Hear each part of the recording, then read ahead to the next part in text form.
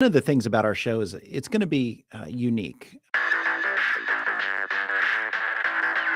You are what you do. You can say any amount of things that you want to say, but what you do is what everybody sees. People are like, "Oh, I'm just going to JV it." Like, it's just JV it. Like, what the hell does that mean? I cannot tell you how excited I am to hang out with you guys today. So thank you so much. Well, then that end buyer could come back and say, "Well, I didn't fully understand that it was subject to." That's not a thing. Like, the SEC has thought of all of these things. They've been here since 1932. And you can do what you want with your property. Buyers have time, they have negotiating power, they have options.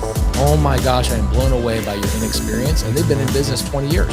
And that includes things other people put on your property, right? It's your property to be okay. Suddenly, cousin Jimmy's in a lawsuit. Innovation is replacing one contract or one obligation with another. Out with the old, in with the new. Yes.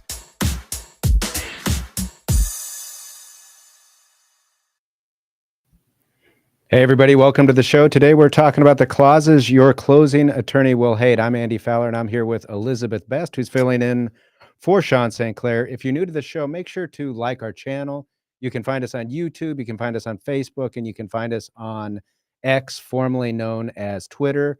On all of those, you can find us at the handle @InRem Podcast. That's @InRem Podcast. In addition to the visual or the video podcast, you can download an audio version of the podcast. You can do that on Spotify or just about any of the major podcast channels, including Apple Podcasts.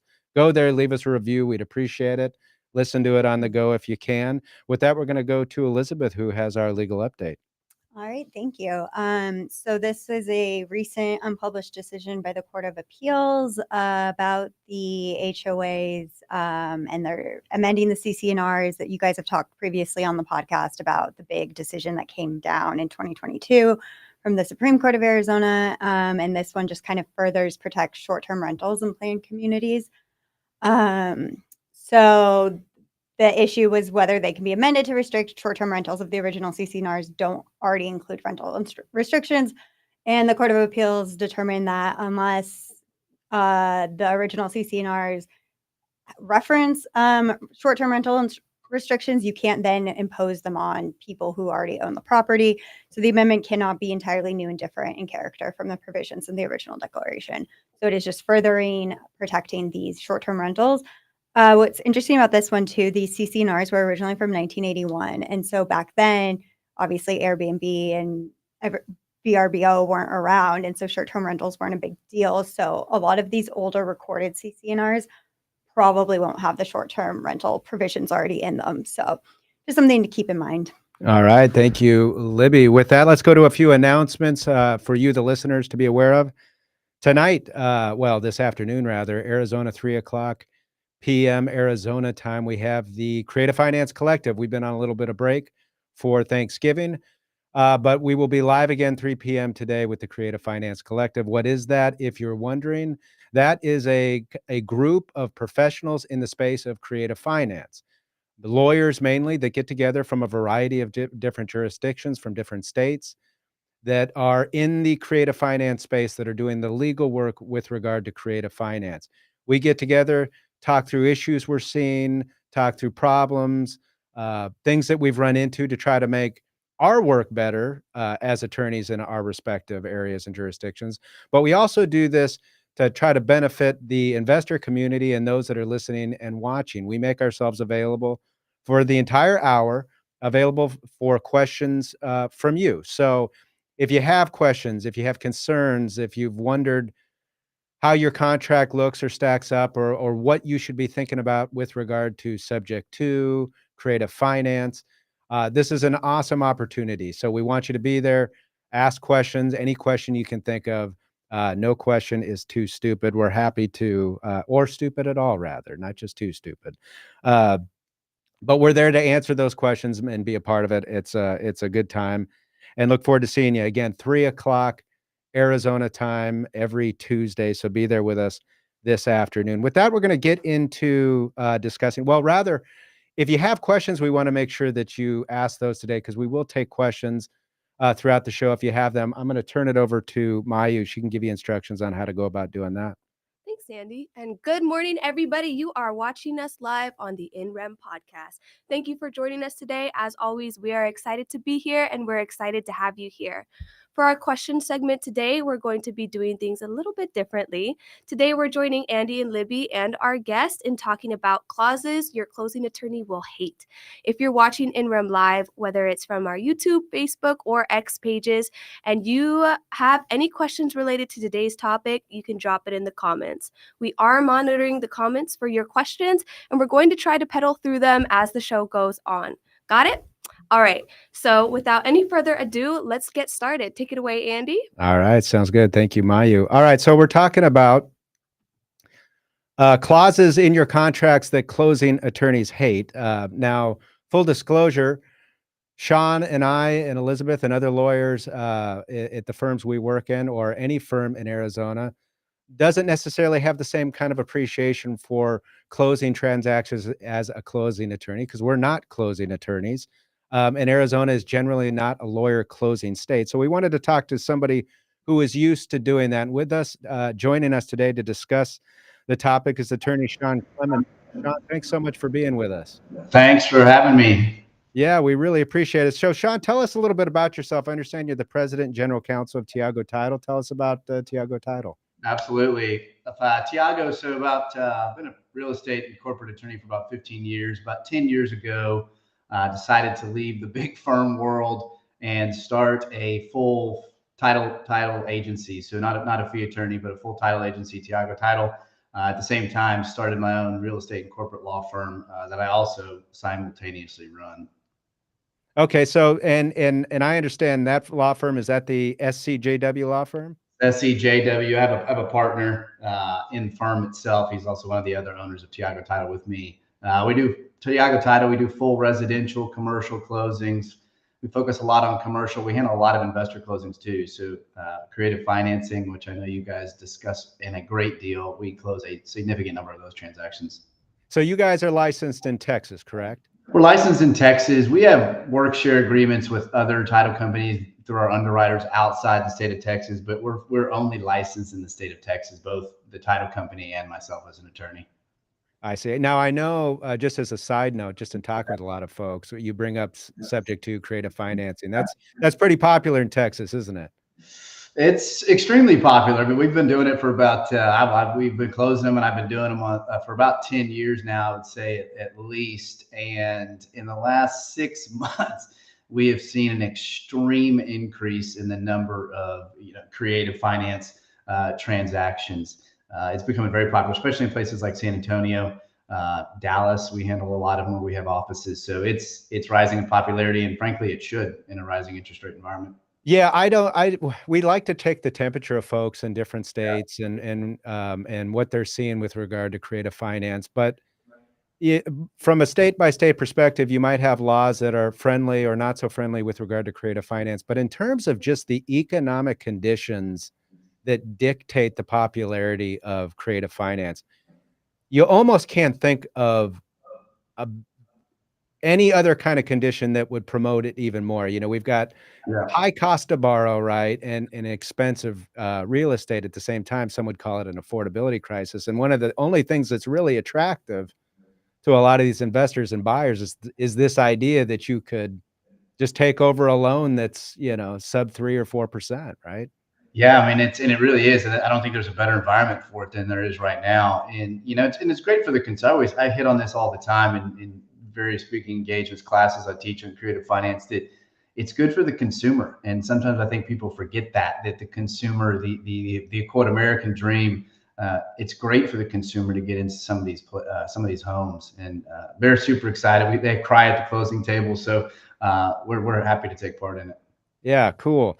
So getting into our topic, and I know we'll talk about the creative finance aspects of this, but we, as Arizona attorneys on this side of the screen, we're not a lawyer closing state. We have title companies that handle that. We're not brought in on that. So what we like to do, especially in shows like this, because we work with a lot of investors that don't just want to do this here in Arizona. They hear folks doing it in Texas. They hear folks doing it in Florida. They want to go there and they want to play the game there as well, but learn how it's done. So give us an idea, and our listeners an idea. What is the role of a closing attorney in a state like Texas? It's a great question. And, Texas is not an attorney state. However, closing attorneys, and I know you've had some on the show from Texas too, we play a critical role, certainly in creative finance transactions and certainly in commercial transactions. There are a lot of questions that come up. Your typical escrow officer is frankly not permitted to answer any of those questions. And we find by nature in commercial and creative finance where we end up getting a lot of legal questions.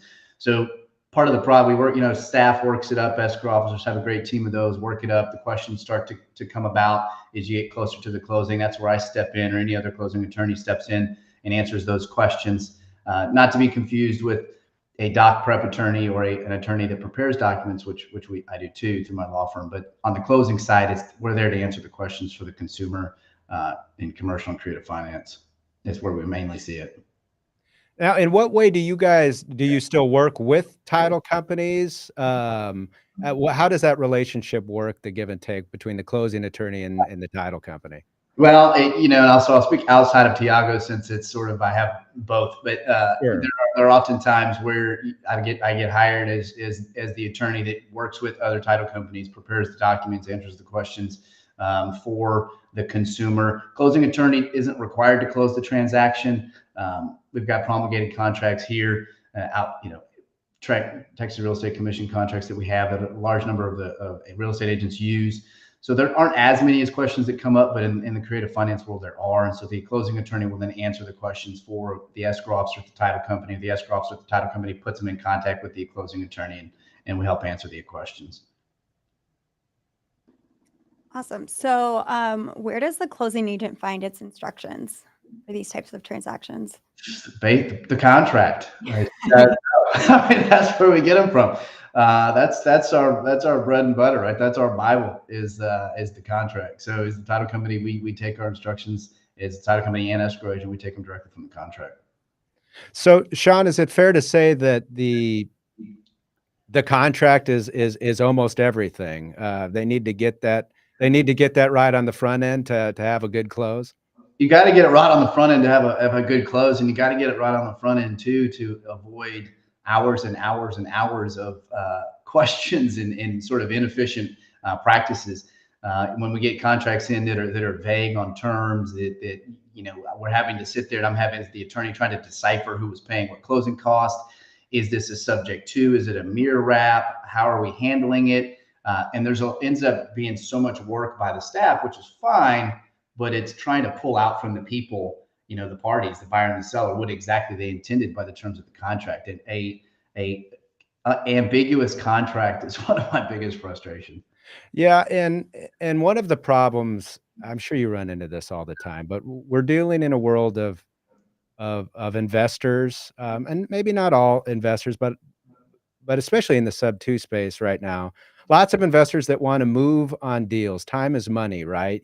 And so get it under contract and move quick. And sometimes there's a thought that, well, the details will work themselves out. Let's just get this thing under contract and let it iron itself out with the lawyers after the fact. But that creates so many problems. So let's talk about common mistakes that you run into or see.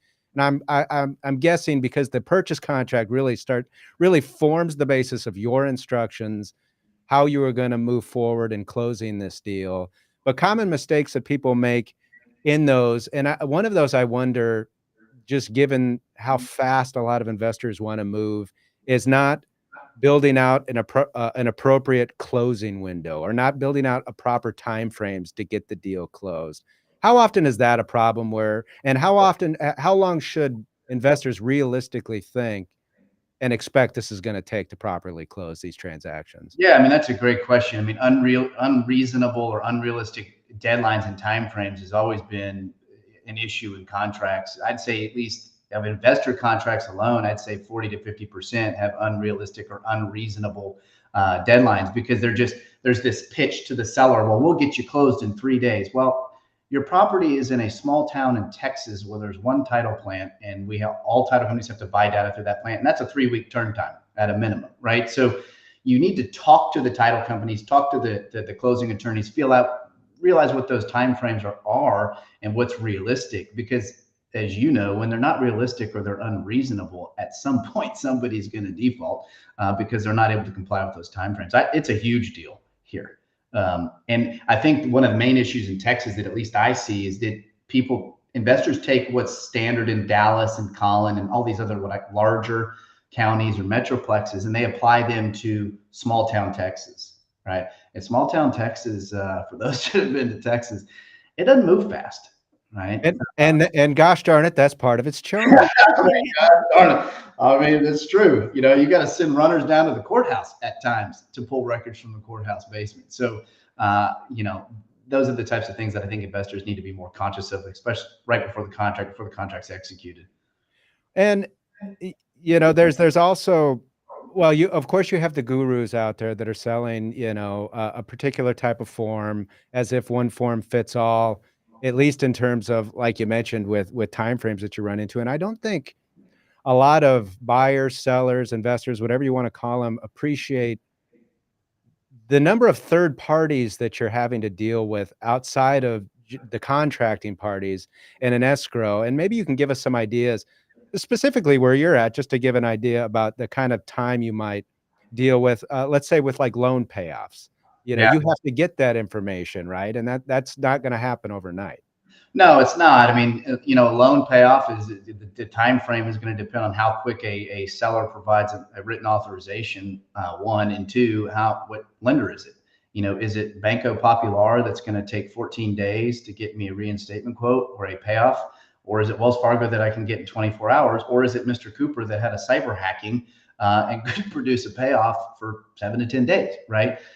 So it depends on. The payoffs can take time. HOAs, for example, are a huge issue in Texas.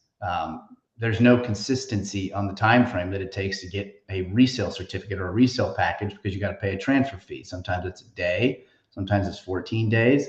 If you want to pay maybe $1,000 rush fee, maybe you get it in 2 days.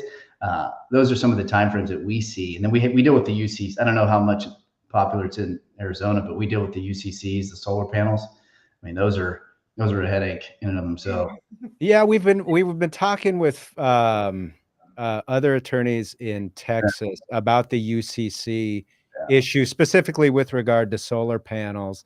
You know, here the UCC liens, and I know this is the same way in Texas. That's by definition a personal property lien, which seems funny to be recorded, but I understand in Texas they record those because a lot of the solar panel companies aren't really sure whether this is a fixture or whether this is personal property. So we're just going to lien everything.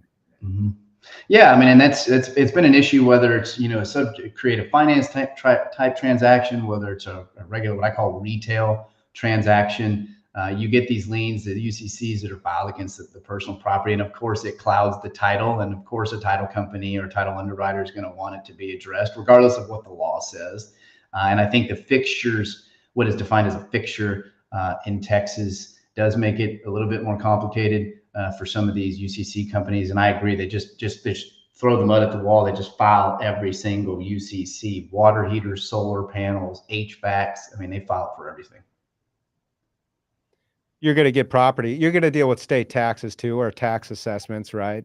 Yeah. Oh yeah. I mean, if you're dealing with delinquent taxes, you know, we rely on tax certificates, as I'm sure you guys do too. Those payoffs are those are pretty easy to get because most of these large law firms, if there's a delinquent tax bill, will provide those pretty quickly. Now, Libby, I know we deal with septic issues here. What does that look like in Arizona? Yeah, so in Arizona, if your property has septic on it, you have to have an inspection done within 6 months of closing. So that's something to keep in mind. And then they have to like provide a report and everything to the new buyer and stuff. So if you do the septic inspection, you know, at the beginning and then something happens, you might have to do it again, which is an issue that we've run into. Yeah. Sean, do you guys have to deal with the septic issue there, as that's an inspection requirement in Texas? There's really no consistency. There's no requirement I shouldn't say there's no requirement. It depends on where you are. So there are certain river authorities, certain cities that require a septic inspection by city ordinance. There are others where you don't have to have a septic inspection. It's in my opinion, when we deal with properties or when I represent folks in properties in rural areas where there are septics, for me, it's not negotiable to be written into the contract. But I wouldn't say there's any consistency on, there's no law that says you have to have one or you don't have to have one. It's just going to vary with where you are, where the property is located. Now, Sean, you might have mentioned this before, but if you had to pin down in your perfect world scenario, how many days should a real estate investor in your area realistically expect this to take? I mean, if they're building this out in the contract and they do they take our advice that they've paid so much for, they're actually going to take our advice this time and do it and build it into their contract. What should that number be, do you think? Or what would you like to see it be? As far as close date? Yeah. I would say in larger counties, I would be perfectly comfortable with 10 to 14 days. That to me is not generally an issue. We can certainly close in a couple of days if we want to, but realistically, it would be 2 weeks. In larger counties, in smaller counties, you're gonna have to take it on a case by case. But smaller counties, generally speaking, at least 30 days, because it'll take 2, 3, 4 weeks to get title back from the local title plants. So talk to us about, again, this is really going back to the purchase contract and ambiguities that create problems for you to close the deal. How often is it a problem that the buyer and the seller have not discussed, thought through, agreed, what have you, as to who's paying for this thing called closing? How often is there a lack of meeting of the minds, as we say? Yeah, right. The essential elements that form the basis of that contract. Yeah. Just the basics. I would say at least 30% of the time. It's way more common than it ever should be. And I would honestly say it's on the seller side, and in the creative finance world, it's on the seller side where there's just a total lack of I think setting expectations as the investor. And I think if you can manage the seller's expectations, you're generally not going to have any issues. But it's this idea of what is defined as a closing cost. Well, an investor, a seasoned investor knows that the seller's property tax liens aren't defined as a closing cost, right? But a seller just assumes that a closing cost is everything that's paid at closing, including liens, including HOAs. So I think if you can set those expectations on what those definitions are and what they mean, there aren't going to be generally any issues with the seller. But it's a significant amount of time, or I'd say at least 30%. Yeah. How do you find that that's I don't know if the figures are big enough in terms of closing costs to be a deal killer type screw up? It's certainly going to cause or take more time to close. But do you ever see that being a deal killer? It's usually not a deal killer because the title policy is understood as a closing cost, and we're regulated in Texas. So, we have our rates are set, and that's usually one of the larger closing costs. So it's usually never a deal killer, but there are certainly times where sellers have gotten upset and they just out of principle said, I'm not closing, and it's over $200, $300, $400. And then the investor digs his heels in or her heels in and says, well, I'm not paying it. And you just, come on, guys, let's be practical here. You really going to lose a deal over $400? Yeah. Now, Sean, my gut is this is a problem, and correct me if I'm wrong, this is just a hunch, but that this is a problem you more often see in creative finance where a real estate agent isn't as often involved. I can't imagine this mistake in a standard that's usually thought through in a typical form, or the Texas form that you guys use there, with a good agent is the kind of thing that's going to be missed. It seems to me the kind of thing that buyers try to lock up contracts with creative finance deals and are doing it too quick or missing. I would agree 100%. And I think that's been part of at least my crusade, for lack of a better word, in creative finance, is educating the real estate agents, because a real estate agent is worth their weight in his or her weight in gold when it comes to any transaction.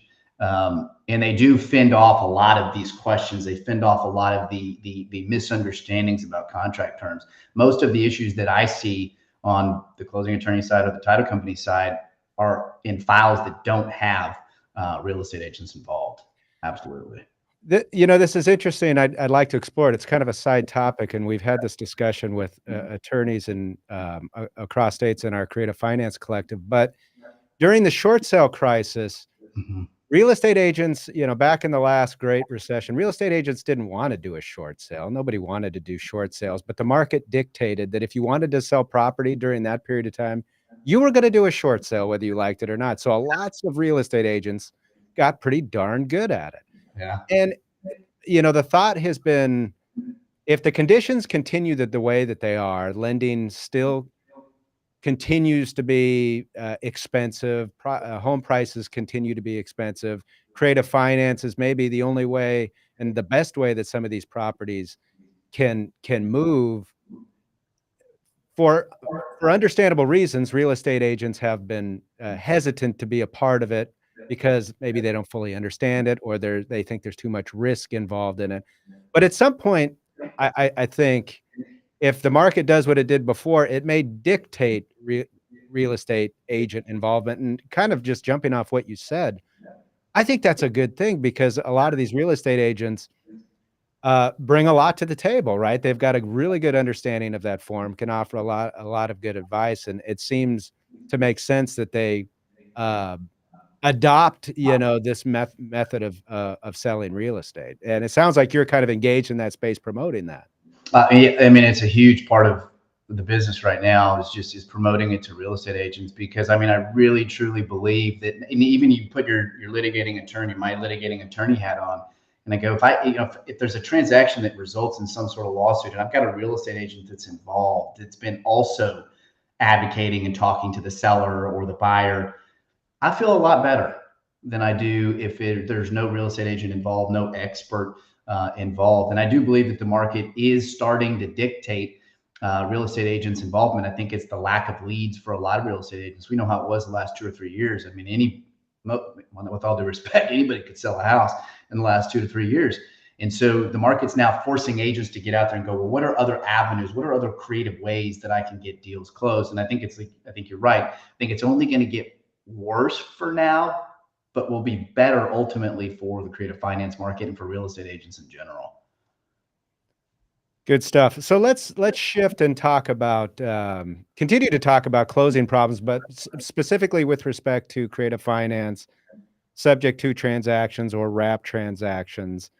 I would imagine, just first and foremost, again, just jumping back to the contract, just using what we see, at least here in Arizona, just using the right contract is a big step in creative finance deals. How often are you seeing folks attempting to do a creative finance deal and just using the wrong contract entirely? A lot. I mean, I would say a significant, 30, 40% of the time. And we have a great group of really core seasoned creative finance investors that have just established the policies and procedures, and it's like clockwork, and we work together on their contracts. But then you've got the other ones, like you alluded to at the start, that are just sort of getting into this. And I understand that everybody starts somewhere, but when you start there, you should consult with folks like you or talk to me about it. And otherwise you get what we get, which is this, 1 or 2 page contract that's supposed to be a wrap or a subject to. And I'm reading through the contract going, I have no idea what even type of transaction this is, other than the investor told me in an email it's a subject to, right? How am I supposed to figure that out? And when we have that type of ambiguity, it scares this, what out of me. And I frankly insist on that the parties go back and execute some sort of addendum, and a very clear addendum as to what's happening in this transaction. Because if you don't, then it's just a recipe for a lawsuit, frankly. Yeah, I would agree. And, different states are approaching this differently, and with its popularity, I'm sure more and more states will address it. But we've kind of taken the approach that regardless of what the law requires, more disclosure over less disclosure is where you should be erring on the side of. And, if you're just using a conventional contract that doesn't take into this consideration, you basically missed that boat when it comes to disclosure. And now you're primed for, like you said, a lawsuit, for the lawyers out there to jump on it. We've seen too, and I love Arizona, I love Florida, but we've had a lot of investors come from Arizona and Florida, and I'll start reading through these contracts that they send me, and it's referencing the Arizona code, and I'm like, what is this going to do in Texas, right? I mean, is it beneficial for here? I wish there was more consistency on a national level. I mean, that's obviously, as impossible to obtain, but I wish they'd at least consult with a Texas attorney before just jumping right into Texas and sending me a contract that references a choice of law in Arizona. I mean, that just doesn't make any sense to me. Yeah, no, we've seen the same thing. In fact, we've had a situation where we actually saw a form we created that we were asked to advise on for somebody who wanted to use it on the other side of the country. And we're like, well, we think it's a good form. You know, we did it, but this is the wrong state to be using it in. See, this is pretty good. I mean, the author who wrote it's pretty solid. Yeah, he's pretty good, but he's not licensed way the heck over there wherever you're trying to use that. This is for a specific place. You ever get asked questions too, where it's sort of like everyone just makes an assumption that an attorney is licensed in all 50 states, and you get this contract. You're like, but Sean, can you tell me what California says? No, I mean. Colorado, no. And I feel I always have to explain that no, everything is different in every state. And I'm not licensed in Colorado or Arizona or any other state for that matter. Yeah. Here's another one we've seen. Talk about ambiguities in the contract. And I wonder how often this comes up with you there. But having a static purchase price. So a purchase price that doesn't adjust based on the payoff of the existing loan and a subject to, right? Because you're going to get the payoff amounts and you've put this price in and then it comes back different. But the parties didn't have a contract that, prepared for that kind of contingency. Yeah, I mean, that's obviously an issue. I mean, the number of times, and even the number, it's either a static purchase price or we get these contracts in that have a little parenthetical that says, sales price may change, right? I mean, that to me is not enough where you can go argue to the parties, well, look, we're going to adjust the sales price based on what the payoff is going to be. While it's got good intent behind it, it obviously, as you know, that's got to be flushed out a lot more. The static purchase price is a big deal. We've had deals not close because of it. And we've had sellers insist on, nope, this is what I'm getting. This is what you told me I'm getting. I'm getting $20,000. That's my proceeds, and their payoff had come back, and they were only going to net with the reinstatement like $4,000. We've had a lot of deals blow up over that. Yeah, because on one hand of the deal, everybody's forced to bring more money into close because it came out high, or on the other end, like you said, somebody all of a sudden figures out, well, no, you have to honor this now, and because the loan payoff came in less, I get more, right?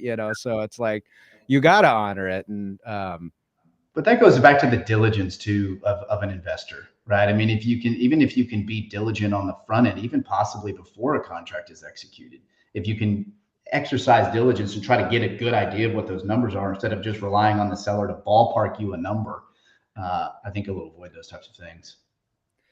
Now, we've talked about seller disclosures in creative finance. Are there particular disclosures that are required specific to Texas?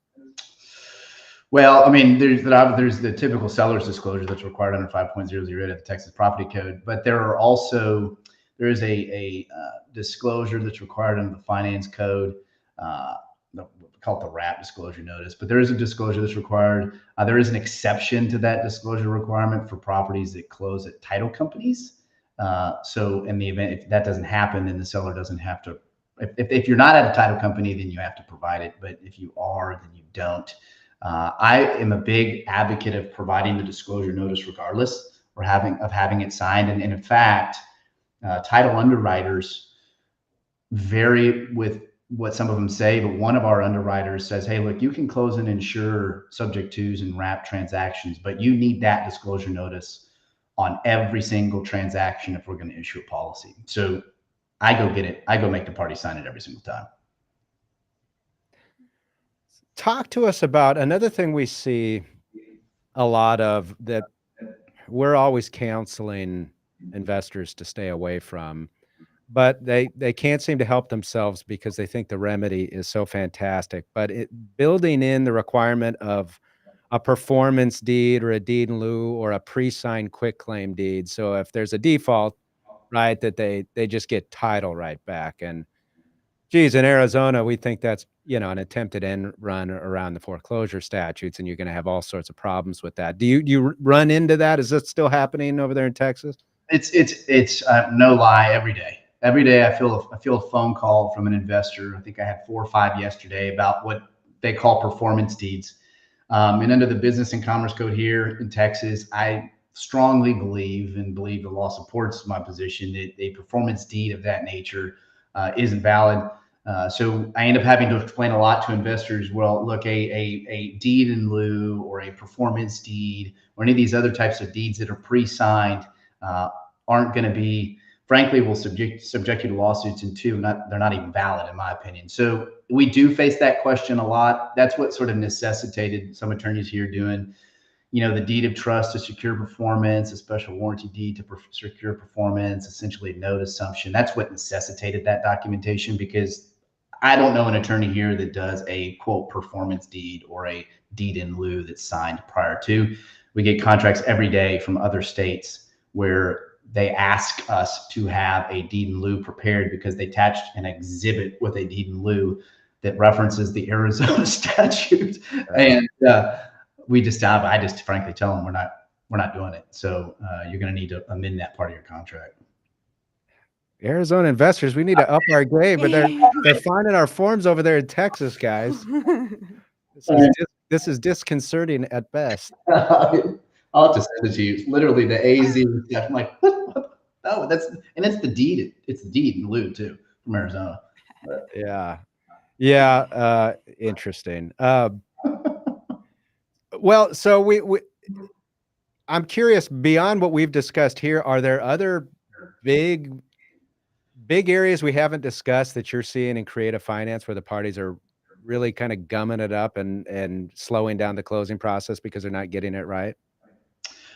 Not outside really of what we discussed. It's time frames, it's ambiguity in the contract, it's the expectations of setting expectations with sellers. One of the other things I will add on that we really haven't talked about were you get the sub twos and the wraps and then the assignment, you've got these 7-day closes with these option periods, and then all of a sudden they're extending the option with the seller, and then it takes 3 weeks to assign it. And then all of a sudden you've got this new buyer in there that wants to close the next day, but hasn't provided LLC docs to get approved. And so these sort of sub 2 wrap assignments, which I don't have an issue with, those have been presenting issues because sellers are frankly getting pretty upset about the time frame because they think they're closing 2 or 3 weeks, and all of a sudden now you have an assignment or a new end buyer that stepped in. We got just a minute or two left. We haven't seen, and maybe you've seen more, but seen as many wholesale transactions happen given kind of the nature of the market or whatever. But what were some of the wholesale issues or assignment issues that you ran into that presented problems in closing? In the assignment in the wholesale world, frankly, it was just the same. They were the contract issues. We would have, and I've written, I don't know how many assignments, but they would use these 1-page assignments that don't articulate who pays what at all, doesn't articulate whether the deposit it's non-refundable, refundable, is it credited at closing, how is it treated, is it gone to the title company, does it go to the wholesaler? Those were a lot of the issues in the wholesale or assignment world, and frankly, some of them just not closing. It wasn't an issue per se. It was just the end buyer just, usually deciding that they don't want to close. They couldn't come up with the capital. Hard money lenders were no longer lending. Warehouse lines of credit were drying up, which started happening a year or so ago. So those are the only really issues in wholesale transactions, much less than the creative finance. Well, Sean, we really appreciate you being with us. It's been awesome. Tell our listeners how they can find and connect with you. Yeah, absolutely. Again, thanks for having me. Sean Clemmensen, Tiago Title or SCJW Law Firm. You can email me at either Sean at Tiago TX or Sean at scjwlaw.com. But, message me. Happy to help answer any questions. Yeah, for sure. We appreciate it. Let's do it again. Let's do it. All right. You have a good one, everybody. Sean Clemmensen out of Texas. Make sure to look him up. With that is our show, everybody. Make sure to join us next week. Make sure to be with us this afternoon at the Creative Finance Collective. We'll see you next time.